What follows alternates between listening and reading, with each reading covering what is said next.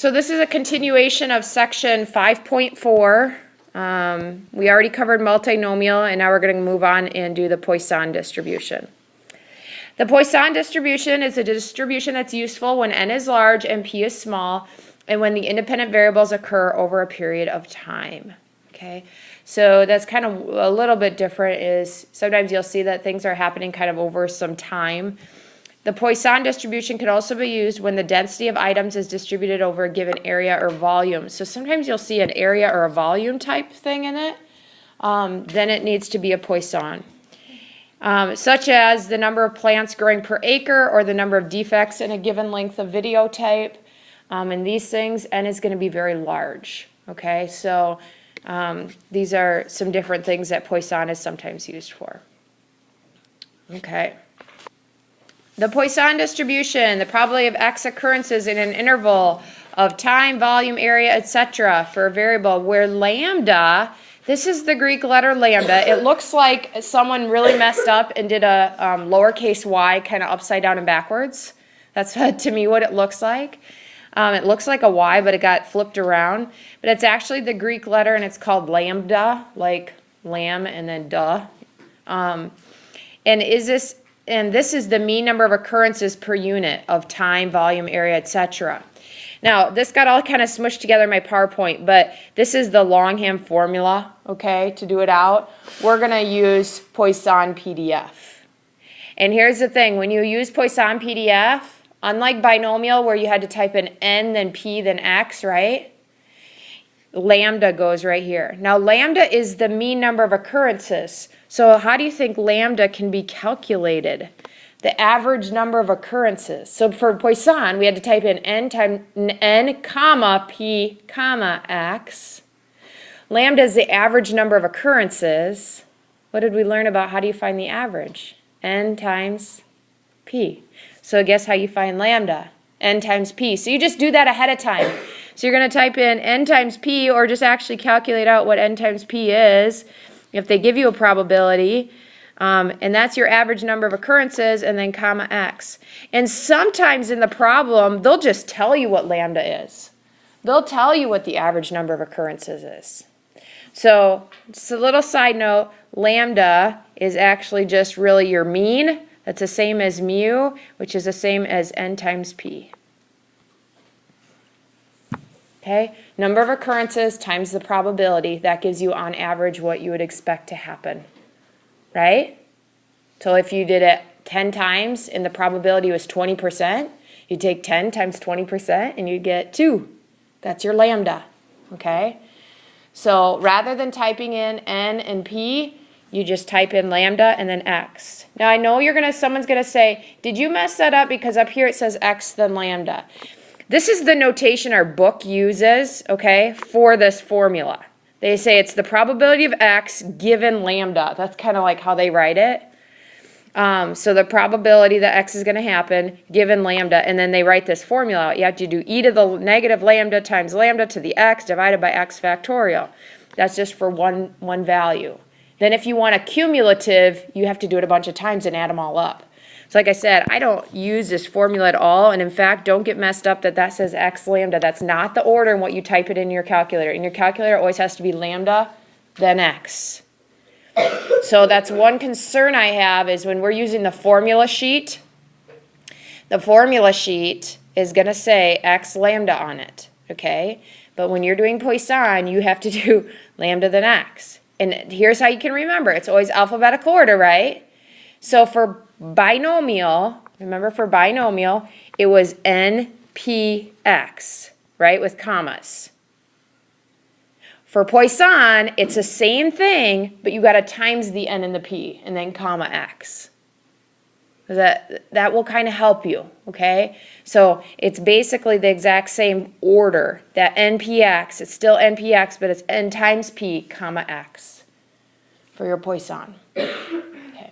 And n times p is lambda. For some reason with the Poisson distribution, they change it from mean to lambda. They like to use this Greek letter lambda. And I don't know the history behind that, why with the Poisson distribution they changed the letter. I suppose just to confuse poor unfortunate souls like us that have to take statistics, right? No, I have no idea. So, okay, so let's look at this example here. It says, if there are 200 typographical errors randomly distributed in a 500-page manuscript, find the probability that a given page, okay, so a given page, this is just one page, contains exactly 3 errors. Exactly 3 errors. So it says, first find the mean number of errors. Average number of errors. Well, let's think about this for a minute. Okay? What's the probability I'm going to get an error?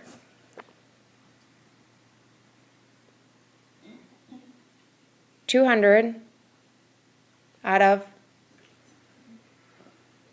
Okay, so what's the chance I'm going to get an error on a single page? 0.4. Okay, that's my probability. What's n? How many pages do I have? No, careful. 1. A given 1 page. Because we're finding the probability that on a given 1 page, this is my n on this problem. That's a little bit weird, okay? So, my probability, my n is 1. My probability is 200 out of 500, or 0.4. And my x is 3. Okay. So this one is really a little bit goofy, but that's how we set this one up. So first, find the number of errors. With 200 errors distributed with 500, each page has on average how many errors per page? 0.4. 200 out of 500 times 1 is 0.4. So it's going to be Poisson PDF, and I'm going to write that right in here. And you can try this in just a second. Poisson PDF, n times p, so that's going to be just 0.4, comma, and then x. And what was x? 3. So we'd expect there to be 0.4 of an error per page, but what's the probability that we're going to get 3 errors per page? Okay, so that's how we do this. N times p, and then x goes here. And when you type that in, this is a very small chance. Guys, if there's going to be less than 1 error per page, what's the chance you're actually going to get 3 errors per page? Probably not a very good chance, right? This is a very well-typed manuscript, 500-page manuscript. There's going to be very few and far between errors, okay? So every other page you might see an error. Right? If the probability is 0.4, if there's 200 out of the 500 pages, right, have an error on them, maybe every other page. So the chance that you'd actually see 3 errors on a page would be this. Very small, small, small chance. Okay? Now I'm going to add one more thing. So what if I change this problem to what is the probability that a given page has at most 3 errors? Okay, so I'm going to add that down here at the bottom. What about at most 3 errors? So that would be the chance that it has what? 0 or 1 or 2 or 3. So we could use this formula 4 different times. We could use it for 0.4 comma 0, 0.4 comma 1, 0.4 comma 2, 0.4 comma 3. Or, much easier, as some of you have already thought, do the running total, right? And our running total is the cumulative one. So this would be a Poisson CDF, cumulative running total, 0.4 comma 3. And that will give you at most 3. Now, this should be a very large probability, because most pages are going to have 0, 1, 2, or 3 errors. Right? They're going to have one of those 3 errors. So what do we get when we do Poisson CDF? Curious, somebody. Allie? 0.999, okay. 0.999, whatever. Okay? So almost 100% chance that it's going to have at most 3. That would mean that it would have only 0, 1, 2, or 3. 99% chance. Now, we're going to stop one more time, and we're going to see what this looks like in terms of a table. I'm not going to be able to do my totals and go all the way up to, go up to 500 pages or whatever. But what I'm going to look at here is, what if I go to stat and edit. I'm going to clear this out. And how many of you would think that there would be 0 to 5 errors, right? There's not an infinite number of errors, but after we get past 5, chances are there's very small probability for that, right? So if I have 0 through 5, I could go up to the top again, and then I go to my distribution, go to Poisson PDF. We don't want the running total. We want each probability. And then what are you going to type in? Lambda, which was 0.4. And then what do we type for the x value? List 1. Did anybody remember that? Okay, because we're using list 1 as our x value. So second one, paste, enter, and check these out. Most pages are going to have 0. There's 60% chance that they're going to have 0 errors. 1 error, about a 27% chance. 2 errors, 5%, 0.05. And 3 errors, wait, that was our answer to our first question we did today, right? 0.007. And after 3 errors, 4 errors, do you know what this number is? This isn't 7.2.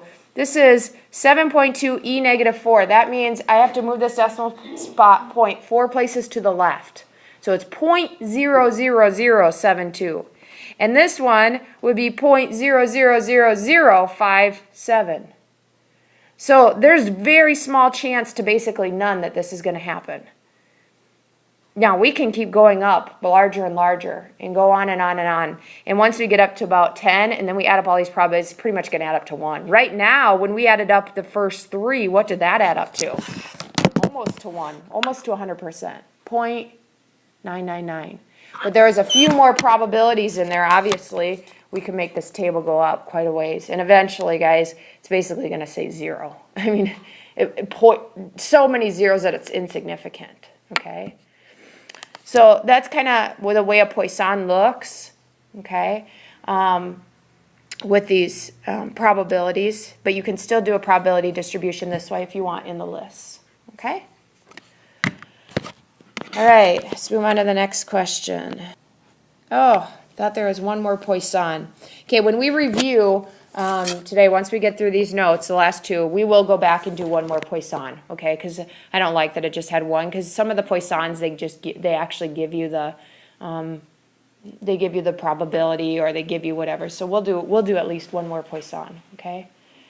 So the hypergeometric is a distribution of a variable. Moving on to one more distribution that has 2 outcomes when sampling is done without replacement, okay?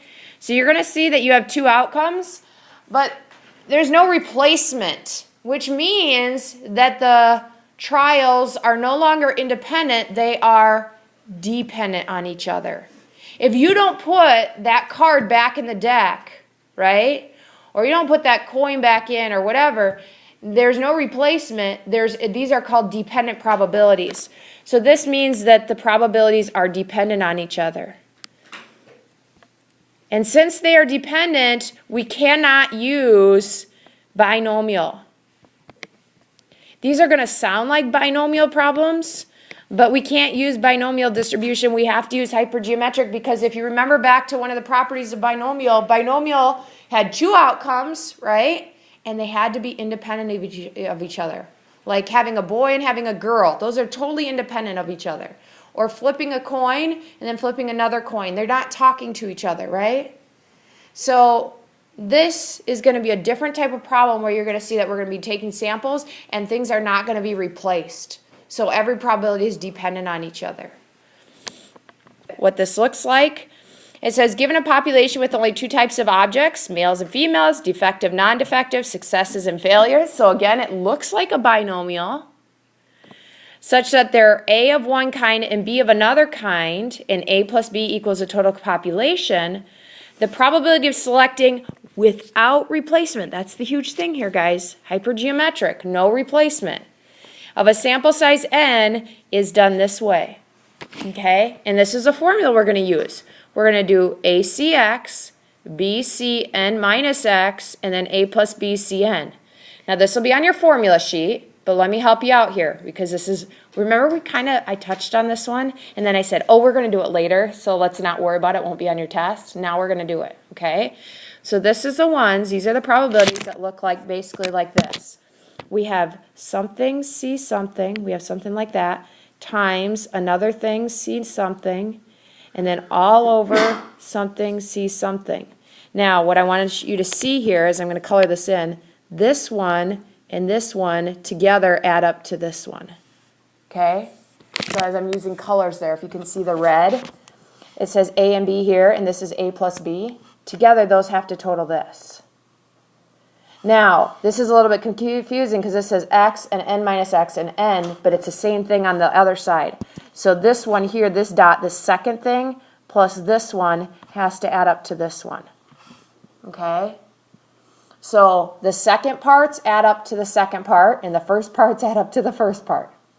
Right? And with a probability, the total always goes on the bottom. So these are the total numbers, and these are the parts. Okay? So, boom. A recent study found that 2 out of every 10 houses in a neighborhood have no insurance. If 5 houses are selected from 10 houses, find the probability that 1 will be uninsured. Oh my goodness, so many numbers. Where do they all go? Do not try to figure out which one's A, which one's B, which one's N, which one's X. Don't try to do that. Here's what we do. We start out by setting up our fraction, okay, fraction bar. We know we have to have a C and a C down here. Okay, why is this one going to be using this formula?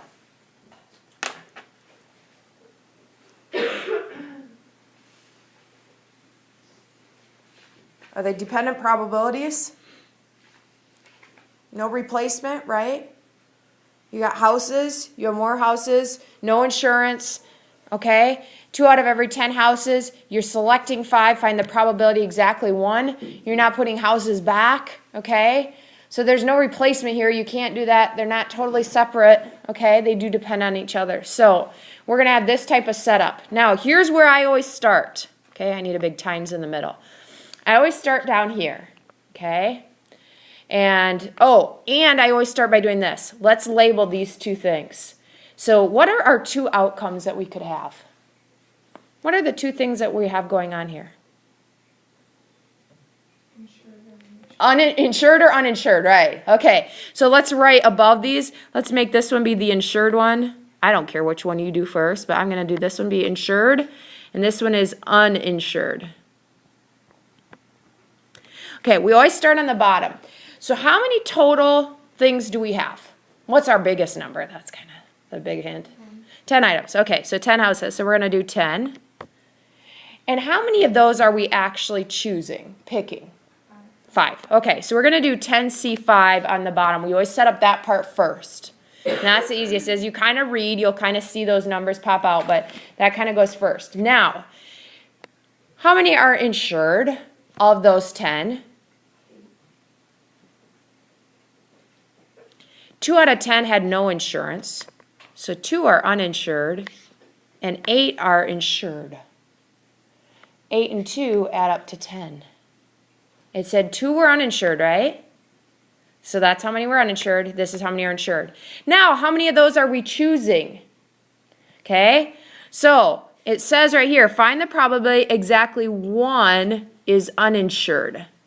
So uninsured, there's 2 that are uninsured, but we want to choose how many of those? 1. So what number goes there? 4. And that's easy to see. See, if we have the bottom numbers done, it's easy to see because these 2 have to add up to this. So this is 4. So let's go back and think about this. There were 8 insured. We'd have to pick 4 of those, would all have to be insured. And then out of the 2 uninsured, 1 of those would be uninsured out of our total of 10, 10C5. Start on the bottom, okay? That's the biggest thing. And then label these 2 so you can figure out how many total you have for each. And then how many you're choosing. The second number is how many you're choosing. The first number is the totals. Okay? So think of that C as choose. I have 10, I'm choosing 5. I have, 2, I'm choosing 1 that's uninsured. All right, now let's just get this typed into our calculator. So on my calculator, it's a little bit confusing. I have to actually type in the 8 first. Some of you can go to the probability right away, and you maybe kind of forgot where that's at. So I type in the 10 first, and then it's under the math button. Math, and then all the way over to probability. number 3. Okay, so I'm going to do 10, oh, not 10, 8. Sorry. That was supposed to start with an 8. 8C4. Okay, and some of you, when you push that, you actually get to fill in the boxes, and it looks nice. Mine doesn't have the pretty print. Times 2C1.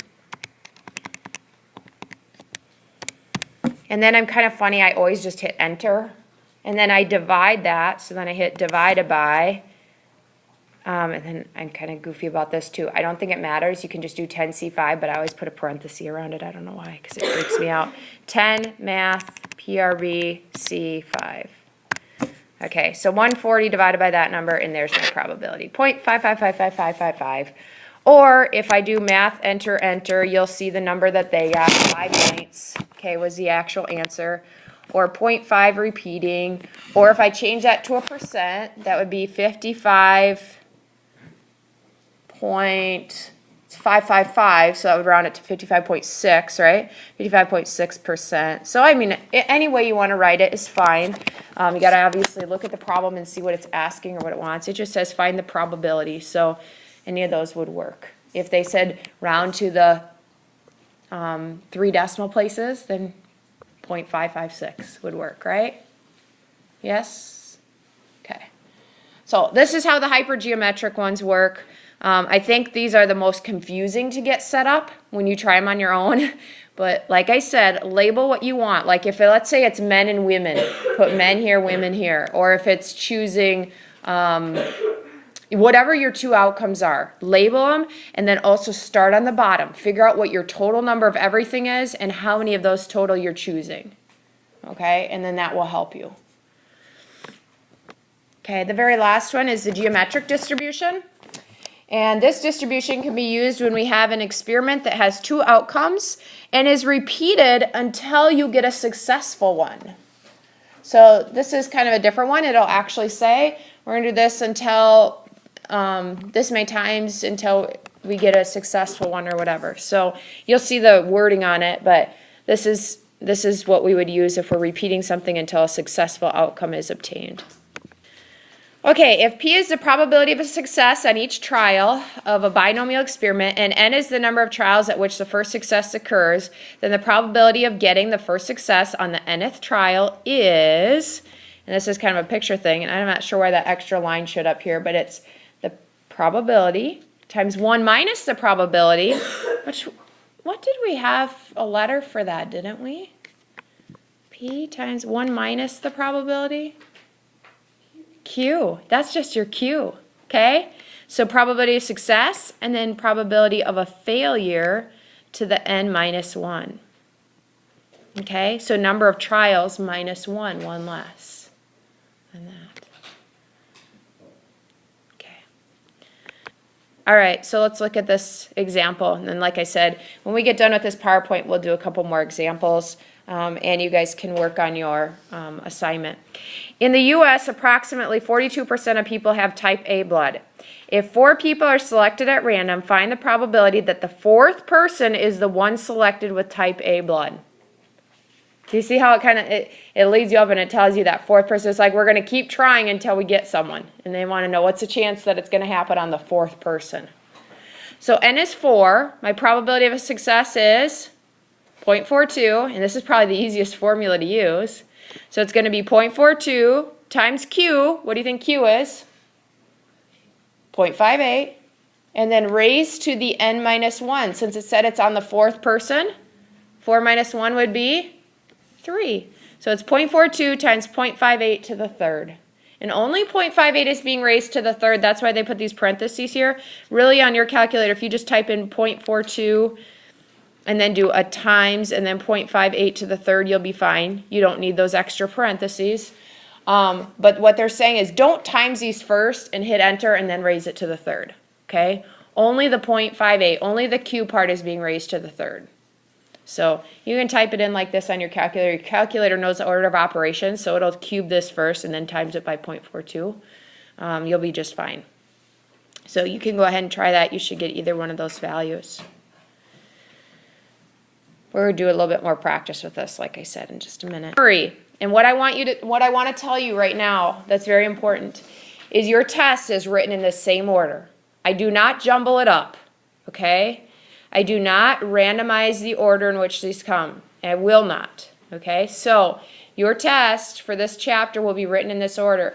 So what that means, because I'm not allowing you to use your notes, as you look at that note card, you should know what type of problem is coming next, okay? So it gets a little confusing as to what, but your homework is written the same way. So how do you know when you move to the next type of problem? Well, when the problem starts looking a little different, then it's the next type of problem, right? So construct a probability distribution, find the mean and the variance. Then we did binomials, binomial PDF, okay? Then we had to find the mean, the variance, and the standard deviation. Those were the three formulas. Mean was n times p. This one was n times p times q. This one was the square root of n times p times q. And those are all on your formula sheet. And then after we did that, we did 4 different types of problems. Okay, you will have at least one of each, maybe 2 on your test. So a multinomial, a Poisson, a hypergeometric, and then a geometric. And they'll go in that order. So as you look at the different types of problems, you'll kind of recognize all of a sudden, you're like, oh, this one feels more like the one where we set up with the C's. This one is the one where it says on the 8th trial. So that's geometric. So you kind of know when we get to the different ones. But you'll want to study your notes and kind of look at the differences between the examples, because I'm not going to say on a problem, oh, this one, now you should use this distribution. But I do keep it in order. So that will help you. 1 to 2 questions on each. Okay? I do think on the Poisson ones, a lot of times the problem does say this approximates a Poisson. So when you're wondering if you're getting to a Poisson one, those say it. But the multinomial ones are really easy to recognize, because the multinomial ones will have like 3 different probabilities. Okay? It's going to have more than just a success or a failure. So those are easy. Then the Poisson ones, then the hypergeometric is where we're not replacing, and we're doing kind of all those. Those ones have a lot of numbers in them, right? No probabilities in these ones. These ones just have all numbers. And then the geometric ones is where you have a probability and you just want to know on the 3rd trial or on the 8th trial. Okay, so which ones do we use our calculator for? This one, you use binomial, right? This one we use our calculator. This one, formula. Multinomial is a formula we're going to use. Obviously, we're going to use our calculator on all of them, but this one we don't use the formula. We just use our calculator, right? This one we use a formula. How about Poisson? Calculator, right? That's Poisson PDF and CDF. Hypergeometric? Formula, right? With all the C's. And then geometric. Formula. And none of them have to be memorized. They're all in the formula sheet. Okay? But you do need to recognize that when you see a binomial or Poisson, you got to use your calculator. You got to use the binomial PDF, Poisson PDF, okay? So the thing is, do we spend more time practicing? Do you spend some time reading your textbook and going through the examples? Probably, okay? You're really going to have to study for this a little bit, okay? It's not just straightforward, oh, these are the easy problems. So you got to really think through the different types of problems, okay? And feel free to go back and practice more. There's a ton more examples in your book.